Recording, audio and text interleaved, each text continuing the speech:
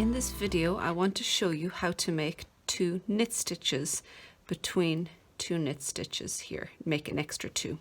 So we're going to use that bar that runs between the stitches, pick it up and knit into the front and back.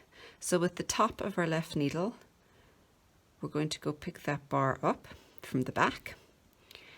Then we will knit into the front of the bar that we picked up, leaving the bar on the left needle, and then swing the tip of your right needle around to knit into the back of it also. Then you can take it off the needle and you've created 2 stitches from that bar between those 2 pre-existing stitches.